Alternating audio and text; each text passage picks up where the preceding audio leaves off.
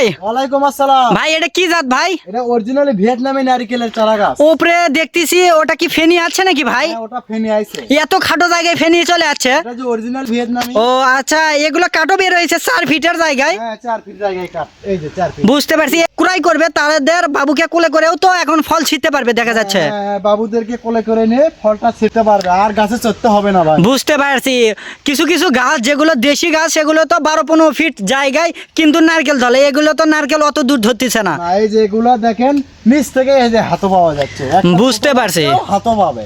বুঝতে পারছি, এটা কি এটা ফেনি চলে যাচ্ছে। হ্যাঁ, এই যে ফেনি চলে আসছে। আবার অনেকে মনে করে যে অনেকে এই অনলাইন জগতে প্রতারণা হয়, এটা আবার আঠাতে বেঁধে দেওয়া আছে নাকি ভাই? না, না, জীবনও না ভাই। এই যে দেখেন দর্শক বিন্দু, এই যে দেখেন কোনো আটা দিয়ে বেঁধে দেওয়া নাই। মূলত আটা দিয়ে অনেকে মনে করে বেঁধে দেওয়া, কিন্তু না, এগুলো অরিজিনালি খাটো জাতের ভিয়েতনামি নারকেল চারা গাছ। মূলত আমাদের কাছে কেরালা আছে, ভিয়েতনামি আছে, মালয়েশিয়ান আছে, আমাদের কাছে এরকম পর্যাপ্ত গাছ আছে। এই যে দেখেন পর্যাপ্ত গাছ আছে, আপনাদের দিতে পারবো। আপনারা কত পিস নেবেন, পাইকারি খুচরা মূল্যে নেবেন, আমরা দিতে পারবো। দেখেন গাছের কোয়ালিটি এবং মানসম্মত অনেক ভালো আছে। এগুলোই 1 থেকে 1.5 বছরের মধ্যে ফলন আসবে, যেগুলো এখানেই কিন্তু প্রমাণসহ আপনাদেরকে দেখাইলাম। এই যে দেখেন প্রমাণসহ কিন্তু দেখাইলাম।